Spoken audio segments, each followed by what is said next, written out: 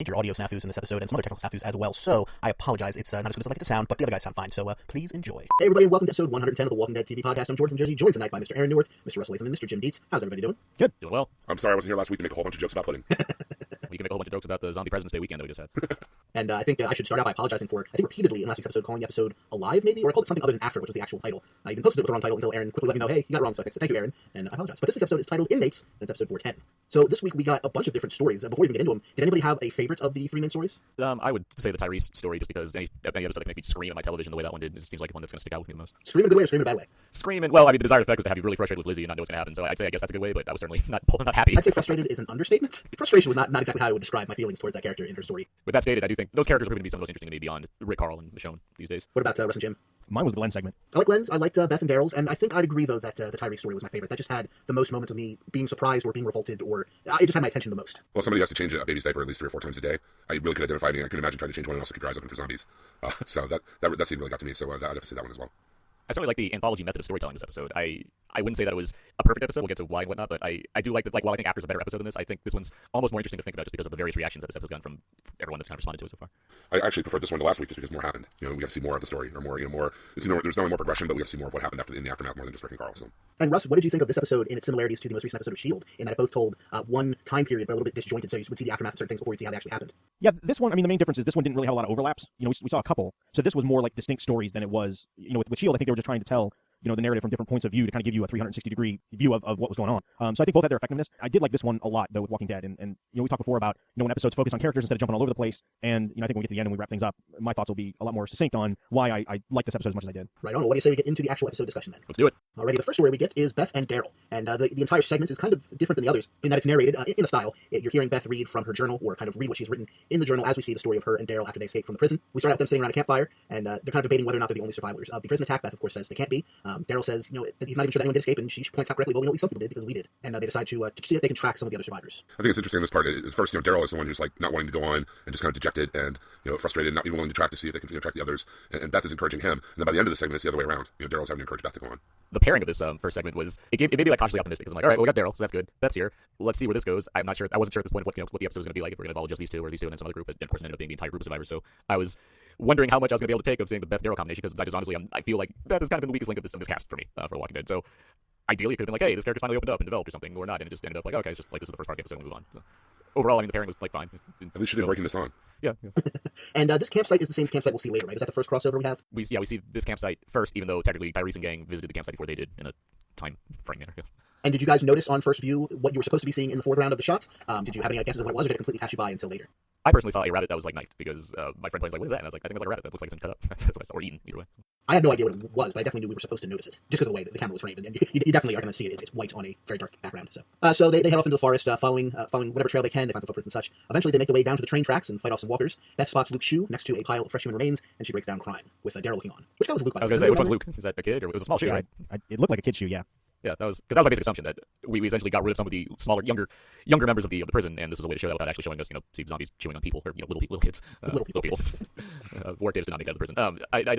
That's what I gathered from that. I didn't specifically note who Luke was or whose shoe that was. So that's pretty much all of the Beth and Daryl portion. I mean, I think it was longer than it makes it sound like in our discussion, but it was a lot of silence and voiceover, and not a lot of actual plot points. Well, I think at one point that you might have glossed over is that they kept using the pages of her diary to start the fire. Yes. I was kind of waiting for her to get to the point where she was down to only the pages that were already written on, and for there to be some moment with that. But maybe they're just setting up for a future episode.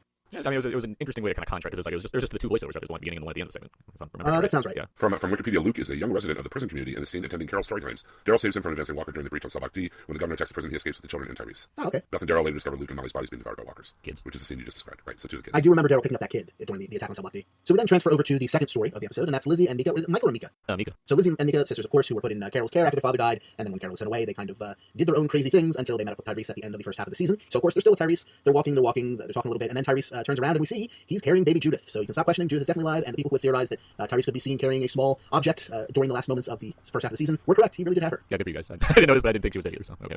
Yeah, I didn't think that she was dead either. And the funny thing for me is, I'm watching the episode. Judith is there, and it wasn't until the moment where, I think it was where he was changing her diapers, that I went, oh wait, holy crap, they've revealed that she's really alive. It totally went over my head. I always assumed she was alive, that it didn't, hit me the way it was supposed to. I but it's between the baby crying and they're tracking the walkers, then him having to stop and change the diaper and everything. It was super tense. I mean, and like I said, I really can identify with those activities right now. When we try to, sometimes baby will just not stop crying. So. And that tension is exactly for me why I'm happy that Judith is still alive. I know some people had issues with false drama of making Rick and Carl think she's dead and making the audience think she's dead when she's not. But for me, the story potential of having having a baby when in a situation like this is a lot of really cool dramatic stuff that I wouldn't want to lose from the show just for let's rip another person away from Rick and Carl. Yeah, and having it go this way, which based on kind of how the comic plays, which doesn't matter. But I mean, I would rather see the previous week's story of just Rick and Carl and not Rick, Carl, and Judith, and having have that in the background while they're also working out their father-son issues. Right. Yes. Exactly. You could be watching Judith while Rick is comatose and Carl is getting pudding. Well, not only that, but Judith being gone is a key element to why things played out the way they did. Exactly. Yeah. That's true. Yeah. Yeah. So I mean, I'm fine with Rick and Carl thinking that Judith was dead. I never for a minute thought that Judith was dead from a viewer perspective, and I don't think really anybody else did either. So to kind of overplay that like they did, I think was kind of silly. Well, how did they overplay it though? I mean, it's not like we had like 6 episodes or something. We had like 1 episode, then it broke, and then I mean, we had obviously Rick and Carl were gonna like discover Judith like the very next week or whatnot. I mean, I think they pretty much solved it rather quickly without putting too much drama on it. And they're giving Tyrese more to do, which I like, rather than just having him stand there. Because I mean, he was such an integral part of the comic. I really hope that they use him more as more an integral part of the story in the TV show as well, rather than having him be more of a secondary character. It seems like sometimes. So while they're at this first camp, which is like we've already mentioned, the camp we'll see Beth and Daryl at later. There's 3 little bunnies sitting in a log, and then Lizzie kills them, which is not rhyming and also the worst nursery rhyme ever. But yeah, she takes out her knife and kills all 3 of them just off the camera, and so that is definitely our clue that our first clue at this episode that she is really, really, really messed up. And I think we could say this confirms that she was the one killing and mutilating small rodents in prison, unless there's multiple people in this prison group who have a thing about killing small rodents. I think it's a fair assumption. I do too, and given that this episode did a lot to kill off pretty much everyone that's not a main cast member at this point, I feel like it's pretty certain to say that Lizzie's responsible for that. I can't imagine her not being the one else feeding the walkers outside the fences at this point, and I really hope my Carol theory that we've talked about before comes true at this point too. I think it's looking more and more likely, and so kudos for you for calling it, because that's a really cool story twist. It is, and it makes me retroactively appreciate previous episodes of the season more if that actually does come to fruition. Right. So the next morning, the group finds some grapes, which later also Daryl and Beth came across, and they're picking the grapes when Mika gets startled by a noise. I believe it was a flock of birds, and she runs off. Tyrese has to chase her as he's trying to change Judith's diaper, and Lizzie also gets chased. They find her, and they have a discussion about whether it's better to run away or to face the walkers. Lizzie, of course, wanting to face them and murder them in increasingly creative and creepy ways, and Mika just wanting to run away. And Tyrese is siding with Mika, but also saying sometimes you do have to stand your ground, but at least you want to stay with your group when you have a group. So if you're going to run with people, not away from them, which is generally good advice. How wonderfully logical and nonpartisan of Tyrese to jump in like that. Yes. So as they're kind of reconnoitering, they hear screaming in the distance, and Tyrese puts the girls back to back and says he has to go find out what's going on. They need to keep an eye on Judith, keep an eye out for zombies, but other than that, he'll be back. He keeps reassuring Mika in particular, I'll be back, don't worry, but you just need to stay here with your sister and be as careful as you can. Which leads to one of the most disturbing things I've ever seen on television, which is Judith starts crying because, hey, she's an infant, what are you going to do? Well, if you're Lizzie, what you're going to do is start to smother an infant for about 2 minutes of screen time between cuts. I've already said this disturbed me. You guys run with this. What did this mean to you? What makes it worse is the face she's putting on. Like, she's not just like covering the mouth, she's like putting the face on, like, oh my god, am I going to keep doing this? Like, she's not confused by... She was channeling Michael C. Hall as Dexter. For me, as this segment was formulating and the baby was crying, the first thing that came to my head was that series finale of MASH. And I was like, well, that's kind of weird. And then when she started actually smothering the baby, it just really, I guess it didn't shock me as much because I remember as a child seeing that episode of MASH and being really wigged out by that. So this to me just felt like they were maybe doing a callback to that. So it didn't really bother me as much. I mean, it did bother me. It didn't really set me off as much because I'd already seen that before on television. But again, I think it just really speaks to Lizzie's character and where her headspace is at that particular moment. I have to agree with Aaron. I think what disturbed me more were her facial expressions while she was doing it. Just like the way the actress decided to express that. It just was really, that was even more bizarre than the act itself. To me, anyway. It makes me wonder what the instruction was to her from a directorial standpoint. Like, how do you get this kind of performance out of a child? And I mean, it's effective. Like, it's not, no one's condoning this, but I mean, it certainly got a point across because, again, I was yelling at my TV, like, stop this right now. Meanwhile, cutting back and forth with, like, the idiot brothers trying to fend off zombies in the least effective way possible, and Tyrese goes to town on with a hammer. The zombies, not brothers. Although that might have been just as effective. But yeah, so while this is going on, Tyrese runs towards the screaming, and he finds a set of railroad tracks where there's 2 men who are apparently named Chris, and the other guy's not named, just another man. They're fighting off a group of walkers, and Tyrese helps fend them off, but is unable to prevent both men from being bitten. Later, one of those men, the one who's bitten second, will be the one who attacks Beth and Daryl. But then he hears Mika fire a handgun because, of course, zombies found them, despite the smothering, or attempting to smother the baby. And so he runs in back on them to try and find them. Several walkers are closing in on the girls, who keep coming back and forth, and Mika's trying to alert Lizzie that the zombies are coming, but Lizzie's just tunnel vision, bloodlust, smothering the baby. You can hear that they kind of mute the sound a little bit whenever seeing things from her point of view. And so Tyrese is running back, and when he finds them, Carol walks out of the brush with the girls, all 3 of them just fine. So let's stop right there before I go into the rest of the scene. Carol is reunited with the main cast. We knew what happened, but it's exciting to see. It is exciting to see. I can't harp on it being too convenient, just because I get that the show needs to be given that it has to go somewhere and it only has 8 episodes or whatever, 7 episodes to do so. It's hard to say like, oh, I should have waited out on this because I need to see where the show goes first. But I can put that aside just because it works. Carol's back and it makes for an interesting grouping between those 4, given what Carol knows, what the girls know, and what Tyrese knows, which are all different things at this point. Tyrese doesn't know. Tyrese doesn't know. Yeah, would be the more apt thing because I mean he has no idea that she's the one either covering for the girls like your theory posits, Aaron, or the murder of his woman. Yeah. So. And I forget if it's before or after Carol comes back, but Lizzie even makes a snide comment at Karen's expense, saying, we're stronger than she was because she's dead, right to Tyrese's face, which was... oh, yeah, I remember that, yeah. It was like before he put them back to back. Right, I think so, yeah. Good move, by the way, put them back to back. That's something others can learn from, instead of standing and not noticing a zombie coming behind. It's just so frustrating, those people.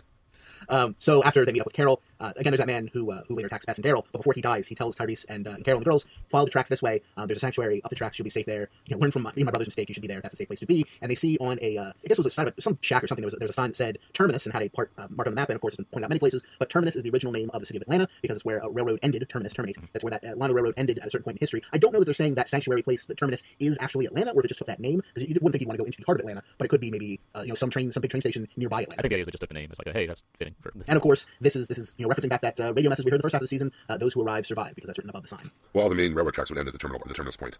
True. On the railroad. So I mean, anybody from any direction coming on the main railroad track would end up at the terminus. So plus it sounds really cool. Exactly. Yes, yeah. it does. Yeah, it's a good strategy for kind of getting survivors to come together, because that's a central point that roads actually, or in this case tracks, actually lead to. I like the older man who got bitten, who told Tyrese where to go. Like, I like that he's giving up good exposition, which is like whatever, but the guy acted the hell out of that scene for being his last words. So I was like, kind of fine. Yeah. And he's a walker in the other segment, isn't he? Yeah, so that's why he's like, Doesn't he show up again as a walker? forgot it's a minor actor that barely gets a name, and I was like, oh, good job, guy. Like, you did a good job. I like what you provided this one scene. And I misspoke earlier when I said there was 3 stories. There's actually 4, which we're about to go into the third. But you guys have anything to say else about the first 2 before I move into Maggie, Bob, and Sasha's story? The only other thing with that scene that really stood out to me was the fact that Carol lied to Tyrese about her and Rick getting split up and what all happened. She very quickly, it seems, figured out the fact that Tyrese obviously didn't know, why she didn't come back, or that the group was separated. Because he hugged her instead of hitting her upside the head. Yeah, exactly.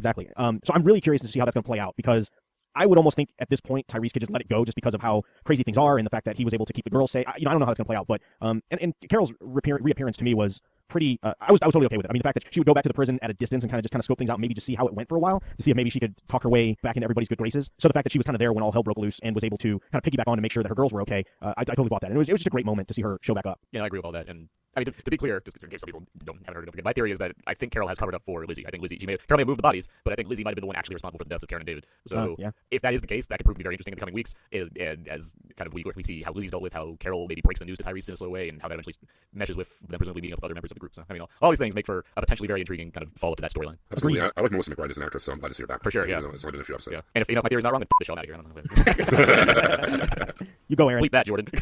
I will. Consider it done. So in story number 3, Maggie, Bob, and Sasha are in the woods by Quarry, and Sasha is bandaging up Bob's arm, really his shoulder, I guess, technically. And they're kind of debating whether they should camp there for tonight or whether they should go after the other groups and try to find them as soon as possible. Sasha is one who wants to stay there and camp. Maggie basically says, yeah, you two go ahead and do that. I'm going to go find Glenn. And Sasha says they can't split up right now. So Maggie keeps saying she's going to go after Glenn. So Bob decides to follow her and tells Sasha, hey, like you already said, we can't split up, so we might as well follow her. Bob is taking lemons and making lemonade. Yes. I like Bob more this episode than any other, I think. Agreed. Yeah, I made a somewhat snarky kind of comment in my written review that Bob he's given just enough to do to make you kind of forget that he's pretty much responsible for the death of one person and nearly the death of many other people, based on his kind of old alcoholic ways getting the better of him. But I mean, I like Lawrence Taylor Jr. I like Sasha, actually. She hasn't gotten a ton to do on the show, but I like the actress Seneca Martin Green. I like them in general, so I mean, they work for the show. And if they're going to exist next to Maggie, who's just kind of like sad and then relieved, I mean, they got just enough. So they head off down the road and they eventually find the prison bus, which is filled with walkers. We don't really ever get an answer for what happened there, and I guess we probably won't. But somebody must have been bitten during the escape or something. All hell broke loose, and so they decide to open the bus, go through, kill every walker, and make sure that Glenn is either put out of his misery or that he was just not on the bus or escaped somehow. So they decide to do it together. They open the emergency door. They have a big old walker fight. Glenn is not among the walkers, but Maggie is not deterred. She heads onto the bus, but there's a few more, and it looks at first like one of the walkers that was under a chair or under one of the bus benches is Glenn. It's kind of a person dressed in a similar way with a similar haircut, and it first appears that after Maggie deals with that walker that she's crying because it was Glenn. But even if we hadn't seen the previews for this week, which let us know that Glenn was alive and well, at least in the beginning of the episode, she eventually goes from crying to smiling and laughing, and we realize that it was not Glenn, it was just some other walker that happened to be dressed similarly. Yeah, I avoid previews for upcoming episodes beyond your descriptions of them, which are always completely spoiler friendly. But so Spoilers, there'll be zombies. The prison group will have to deal with something. People want them dead. But even with that said, like I mean, Glenn wasn't dying in this episode. Like, that wasn't happening. That wasn't the thing I thought of. So that's it for the Maggie, Bob, and Sasha story, unless anybody else had anything they wanted to add. It was, I think, the shortest of the stories, other than maybe Beth and Daryl's. But it was emotionally good, but there wasn't a lot plot-wise to it. It's definitely the shortest, yeah, because there's not much going on. But the biggest thing in this one is this having the bus full of every other redshirt that was on the show, and promptly killing all of them off as a way of basically shrinking the cast back down to its core people, which is it was darkly humorous for me. It's like, okay, well that's that. no need to worry about them. And it means either we're gonna have to add some more red shirts by the end of the season, or more cast members probably dying. I don't see them really going to the season finale without killing at least 1 or 2 people. Yeah, I mean this is The Walking Dead after all. Yes, exactly. How many people are going to have to die? It's not like it's House of Cards. Nobody dies on House of Cards. No, of course not. or Breaking Bad. So story number 4, the last of these stories, we start back at the prison, and Glenn is alive, but he is back down on a prison walkway. I guess one was blown up in the mid-season finale. A very weird shot. I like it a lot, but it was just kind of like, why is Glenn at the prison? Is this a dream sequence? What's happening? He's kind of mostly on the walkway and a little bit hanging off of it with a bunch of walkers just 10 feet below him, reaching up and trying to get at him. Given that the show was largely surrounding people running through the woods and attacking zombies or being attacked by zombies, I did like the stylishness of the scene of having a shot like this, where it's a lifting crane shot of Glenn just above the arms of zombies. You can kind of argue, I guess, that he must have left the bus and was like trying to rescue people, and then zombies were after him, so he like climbed up somewhere high and passed out from exhaustion. So I get that. And I was happy they eventually did confirm that, because for the longest time I was like, are they never going to touch on why he was there all of a sudden? Yeah, I mean, so like I can forgive the show for taking a shortcut and just kind of letting you assume, and then kind of briefly throwing it away and one sentence explanation. But I mean, it was a cool shot, so I like that. I like seeing that. So he heads back inside the prison by way of the half of the walkway that he can still access, and he gets some supplies, including Bob's bottle of brandy from earlier on in the season. So yeah, his alcoholism may have saved some lives in this episode. And he finds the riot gear under his, I think it was his bed or Maggie's bed, and he lays down, and at first it seems like he's going to pass out, but then he looks over and sees the Polaroid he had taken of Maggie earlier in the season, and that gives him enough strength to get up, grab the rest of the stuff, and head out into the prison yard. A more humorous episode, we'd have a lot of more quick cuts followed by Glenn saying groovy at the end of that. Yeah, or it'd be shot like an 80s montage with a peppy detective synth in the background. I liked what Glenn was doing. It was really smart for him to put on the riot gear, and everything that he grabbed. That seemed very, very smart and well thought out. As opposed to everyone else who left the prison just like, and just running with what they had on their back. He was taking his time to get what he needed. And it was a cool sequence with him donning the riot gear and then exiting the prison with a crowd of about 50 or 100 zombies, and basically just deciding to crowd surf through them and push his way through the crowd. He's armored up, it's still not completely protected, but he does make it through. And then he sees a person sitting on the other side of a fence, kind of in a little fenced-off area. At first, I had no idea who it was. I actually thought it was a man because the way her hair was down in front of her ears, I thought they were very long sideburns. But it's Tara, Aaron's favorite person on the show. It's the annoying thing about seeing like the previously on the Lame Season Walking Dead, where they show like the one scene of Tara and her fake girlfriend like hanging out. I was like, oh, well, Tara's gonna come back, and I'm thinking, well, if Glenn's gonna see somebody, it's probably gonna be Tara because she's probably somewhere crying at the prison. There she was, crying at the prison. But so first he looks like he's going to just leave her behind and make his way out into the woods. But he changes his mind. He turns around, he talks to her for a bit, and she tells him, I was part of the group that attacked you. You don't want to help me. I'm just going to stay here. But he says, I don't really want your help so much as I need your help. I'm going to need other people to help me on this journey. And so he eventually convinces her. They make a, not exactly a Molotov cocktail, but close enough, out of the brandy, and they throw it into a nearby burnout car, which attracts the zombies away from them and towards the car, and they make their escape, taking out a few zombies in the process. To back up a bit, because I just thought of this, when Glenn's kind of passed out and like then he sees Maggie's picture and like suits up and everything, if they start playing The Power of Love and they start blasting through zombies, something figure on, that would be amazing. Started jumping rope and pulling a sled up a mountain. Yeah, in terms of like action sequence to kind of get Glenn and Tara out of the fray, it was good. I like seeing the right gear action and what went to making that scene work before getting to tearful confessions and whatnot. And speaking of tearful confessions, as they make their way down the road near the prison bus, Tara reveals to Glenn, kind of circumstantially or circumspectly, she's not meaning it the way she says it, but she reveals kind of as an aside the death of Herschel to Glenn, because remember, Glenn was not aware that Herschel was beheaded, and so now he finds out about that. Did anyone else here told him about her sister? Did it sound like anyone else like she said, my sister and my nephew showed up? I just heard sister, and I barely heard sister actually. It's kind of. I went back and rewatched it. It definitely sounds like nephew, and other people I'd seen online said the same thing. It's not. She said something about her sister and something about a field, but for whatever reason, the way it said sounded like my sister and nephew, and I was like, wait a second, either that was a major glaring error, or this story just got way more retrospectively interesting, but it's not what she said. Oh, if it was the latter. Like, that's a really weird thing to drop on us in the end. That was something I was waiting for, because it's like I knew, but I kind of almost forgot that Glenn didn't know that Herschel was dead. And for him, that just kind of hit him like a sledgehammer, obviously, and just the fact that he went through and said how great of a man he was, and they made a point of him taking the watch in the whole 9 yards. But overall, the Glenn segment I think is my favorite. The only negative I have, and this is like my biggest nitpick with the episode, was just we kind of mentioned earlier, but the disjointedness of how Glenn got to where he was. Like everybody else, it was obvious like how they got to where they were. But with Glenn, I was just like, wait a minute, wasn't he on the bus? Like, what is he doing at the top? Like, and he was disoriented, and it just seemed weird. Like he got from point A to B, and even though they explained it, it just still seemed a little odd that he got from point A to point B, and they showed him where he was at the beginning. And again, I basically agree with you, Russ. It's the oddest kind of setup, but it was worth it for me just because it was stylistically different from I guess the rest of the episode. Oh, absolutely. Yeah. So like it was worth the cool shot to see a crane shot lifting over him. Yes. Yeah, and that's kind of why I just let it go, because it was just so well done, and it set up things so nicely, and just having kind of a bunch of cool Glenn moments, which we really haven't gotten for a while because he was sick for so long. So for the episode to kind of finish with Glenn, doing his thing like this, I just thought was a really, really big plus for this episode. I mean, the best Glenn stuff we got wasn't since like the middle of season 3 when Glenn's beating up a zombie with a chair. Like that was kind of the last super awesome Glenn. I mean, I like Glenn. Steven Yeun I think is one of the more consistent characters and actors on this show. Like I think he does a great job. But the show is sprawling. There's a lot of characters, and you got to have your focus on kind of the main plot arcs, which haven't really involved Glenn that much. So I mean, it is nice to see him kind of have a moment like this to really shine. The one thing, and I don't want to keep remarking on this every week, especially if she's going to become a bigger part of the cast. But I mean, Tara bugs me, and it's a mix of the actress and it's a mix of kind of just what's required of her character. I don't think she's terrible, and I think this episode did a decent job of interlocking her with the the core story. I guess if she's going to be around longer, and it didn't hurt that on Talking Dead I found her to be quite personable. So I want her to get better. Like, I just want to shake her and be better on the show. But I mean, she did what she could here. I know I'm not alone in my thoughts, but I know there's others that also just are fine with her. I think you guys are actually fine with her. Oh yeah, I really like the character. I like the character and the actress. So I mean, we'll see where it goes from here. But I mean, it's still something that kind of is grating me. So I did like Glenn kind of giving her the sad eyes. You're gonna help me find Maggie. I like that. So after they have that sad eyes conversation, they're attacked by a couple of walkers, and Glenn eventually collapses, ending the episode on his back just like he started, which was some nice symmetry there. And that means Tara has to take out the last walker on her own, and she does so by knocking it over and then smacking it in the head a bunch of times with the butt of a rifle. And at that point, you start to hear the roar of a truck's engine, and we pull back and see there's a military truck behind her. And Tara yells at the truck for not helping her and Glenn out. And out of the truck comes Abraham, Eugene, and Rosita. And Sergeant Abraham Ford says to Tara, "You got a damn mouth on you, you know that? What else you got?" Faithfully recreating the cover of issue 53 with the three of them standing there all in the same positions and such. And it was a very nice sight to see. Yeah, shout out to Brian Fuqua on the Facebook page. He posted that image has the comic book cover sidelined with the actual image from the show, because I looked at that as like, well, they're posing. That's posing it all right. And then I realized that, yeah, that's completely like right out of the comics. So that was fun. It's a little like for people that don't know the comic, like, all right, who are these jerks? But I like seeing that on the show. Well, like I said on the episode where we compared the comics to the show or whatever, I really like when they do those like visual shout outs to the comic. It's not following the letter of the story told in the comic at all, but I mean we definitely have the visual shout out to that cover, that image. So I kind of like that. It was a really strong ending to an episode, and it was kind of cool because it wasn't really like a cliffhanger. It was just a good, really cool ending to an episode where you don't even have a lot of despair. We're getting a little bit of hopefulness, to what's to come. Obviously, they found people that it seems aren't ready to kill them or take them hostage or torture them or anything crazy like that. Plus, again, it's total fan service to the fans of the comic. I don't think in a gratuitous way. I mean, it seemed pretty natural that they would come upon like they did. So I was really happy with this. It was a perfect capper to a solid episode for me. Yeah, I agree with you, Russ. So before we get into our Buster ratings for the episode, Russ, who is our sponsor? Our sponsor for this episode of the Walking Dead TV podcast is Discount Comic Book Service. That's DCBService.com, where you can save a ton of money on your comic books, trade paperbacks, toys, t-shirts, all kinds of really cool stuff that they have that you can pre-order through the previews catalog or directly through their website, where you can check out all the cool stuff that they have available. Some highlights this month, again, Walking Dead related, issues 125 and 126, the climax to All Out War. Regularly $2.99, you can get them for 40% off at $1.79, which means next month we'll probably get solicited the next volume of the trade, which will be awesome if you're getting it that way, and then probably some sort of hardcover or one of the other 100 ways that Kirkman likes to collect The Walking Dead. Also running right now in special are all of like the new number one issues for the new Marvel Now are all 50% off, and then typically all new hardcovers and trades from DC and Marvel are all 50% off. They don't mind late orders. We're getting towards the middle portion of the month, so if you're like me and you always take your time and submit stuff late for end up getting in the first few days of the next month, that's perfectly okay. They're totally fine with that. And again, link up your Comixology TCG account if you have one with Discount Comic Book Service to earn 5% back on your digital purchases to any kind of physical purchase that you can use at DCBService.com, which is a really cool feature. And also check out their sister site, InStockTrades.com, where if you meet a $50 minimum order, you get free shipping. And again, they have really awesome discounts. They typically rival, if not beat, discounts you can get on those books on Amazon. So I highly recommend you check that out, either DCBService.com or InStockTrades.com. We thank them for their support of the Walking Dead TV podcast. Indeed, we do. So, Buster ratings for this episode. Aaron, out of 5 Busters, what do you give it? I guess I would go with a strong 4 Busters. I think the episode was different from last week, where you had a much slower pace, very focused episode. This was a obviously more sprawling episode that decided to check in with everybody as opposed to just a couple characters like we thought it might or might not. Overall, I mean, it was fine. I mean, it certainly it got things moving for the rest of the season, and I, for the most part, enjoyed seeing each of these characters separately. I'll give it 4.75, which is one of the higher ratings I've given to a show in a very long time. And to me, this episode was almost flawless. The only knock I'm really giving it is just that disjointedness with Glenn a little bit at the beginning that just kind of had me scratch my head a bit as to what was going on. But doing this in little vignettes, just getting us, a few minutes at a time of what was going on with everybody, getting us caught up, moving the story along at a pretty brisk pace, not really wasting any time on exposition or just people kind of being moody.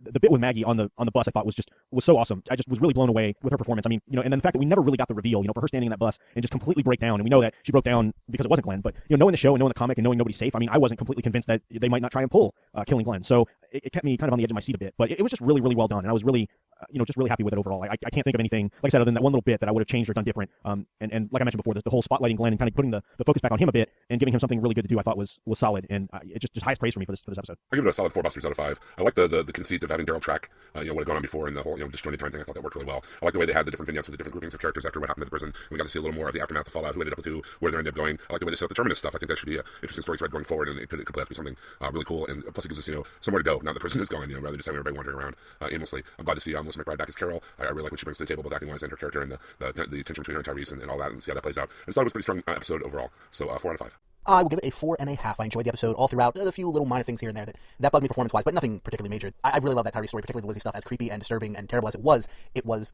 the kind of creepy, weird, disturbing stuff I kind of want to see on the show. Not all the time, but occasionally. So I really love that. I love the Glenn and Tara story. And the other 2 stories were fine as well. They didn't really blow my mind, but they were good. So for me, 4.5. What did our listeners on Facebook think? Well, it's kind of all over the place, actually. By the way, if you'd like to join our Facebook group, that group is the Walking Dead TV podcast group. We already have over 500 members, and it's pretty awesome. And we post a lot of the news that's going on, a lot of good discussions going on there, a lot of discourse that you enjoy. So if you enjoy the show and you want to talk about it, a lot of other people who do, definitely go there and check it out. But the scores for this episode are kind of all over the place. 4 out of 5 for Cody Hinkle. Daryl closing him off again is a nice development. 4.5 squashed elderberries out of 5 from Carl Hooker. I like the longer sequences on character storylines instead of jumping back and forth. Mike Jones 2.4 or 2.5 Children of the Corn out of 5. Other than the season 3 finale, this was his least favorite episode ever. 4 Sarah Ann Howard 4 out of 5 Walkers on the Bus. Everard Santa Maria 4 out of 5 Psycho Victim Bunnies. Trisha Terrell Collins 3 out of 5 Let's Smother Judas. Ouch, jeez. Seemed too disjointed. There's some nice touches like Carol returning. 3.14. I guess that'd be a pie out of 5 for Terry Bernard. Sean Besavega gives it 3 out of 5. Why would you close the door, Glens? 2 out of 5 Psychopath preteens from Craig DeMonda. Leslie Johnson 4.25 Depressed Daryl's out of 5. 3 out of 5 Judith Freaks Me Out from Daryl Taylor. I like the episode for one particular reason, and that is I'm glad the show is giving the other actors some screen time. 2 out of 5 T-Dogs from Philip Hurd. These kids be getting on my nerves in the first 2 episodes back. More of Daryl and less whining at Daryl, please. 4 out of 5 Walkers to a Flame from me and Tim's. 4 Walker to Bus Headbutts out of 5 from Elisa Gonzalez. 3.5 Damn It's Abrahams out of 5 from Shane Jenkins. I know a lot of people who follow the book are really happy to see those characters. 4 out of 5 Walkers to a Flame from me and Tim's. There may be some doubt over Judith's father, but with crying like that, we know who the mother is. That made me laugh so much. That was good. The Lori hate continues even though she's gone. Somebody's got to start the slow clap, right? Someone's got jokes and they made me laugh. 3 out of 5 Sorrel Diapers from Roger Austin. While it was nice to catch up with the rest of the crew, the kids were pretty damn aggravating. And again, if you'd like to join us, it's the Walking Dead TV podcast group on the Facebooks. Check it out. And now, Aaron, you're posting your written Walking Dead reviews in a new place online, aren't you? So why don't you tell our listeners where they can find them? Yeah, sure. It's a site called theyoungfolks.com. Obviously, I've been posting reviews on the Walking Dead Facebook page under my own blog, Kazika.com, and of course HHWLD.com. But I've been basically drafted to start posting for another site which has a wider readership, which I'm happy to participate in. So not necessarily unfortunately, but I can't post it in multiple locations anymore. So it's just going to be purely at theyoungfolks.com. But it's a cool site, and I have some friends that also write on that site, including Maxwell, who co-hosts the Pod Crane cast with me. And I'm looking forward to continuing to post there and see where that goes. Very nice. We did have a voicemail this week, but I've had some weird technical stuff going on, so I wasn't in a position to set up to play it, and it came in really late. I didn't get it until just before we were getting ready to record. So hopefully maybe we'll play that at the beginning of next episode to kind of recap this discussion from this week. Yeah, that'd be fun. Well, until next time, if you'd like to leave us a voicemail that we'll hopefully be able to play in that particular show, you can do so at 972-798-3830 or send us an email, comments at walkingdeadtv.com. Check out hhwlod.com for all of our great shows like Half Hour Wasted, The Long Box of Doom, Black Box, Out Now, Jersey Shore, The Pod Cranecast, Shaken Not Stirred, the new James Bond podcast, and many, many more. And you can follow us on Twitter at WDTV Podcast and at HHWLOD_network. And so until there's no more room in hell and the dead walk the earth, remember, I don't care if it's Korea or the zombie apocalypse, please don't smother babies. It's just an awful thing to do. Have a good week, everybody. Suicide is painless. So next week on The Walking Dead, if you don't want to know anything about the episode whatsoever, just head out now and have a good week. But next week on The Walking Dead, episode 411 is entitled Claimed, and the episode synopsis we have is Rick is faced with multiple immediate threats while other group members deal with the past. So that's something. Have a good week, everybody. Well. Going into all right here, you sing that girlie all around. We'll be dancing on the cinders as the town is burning down. Sing her out.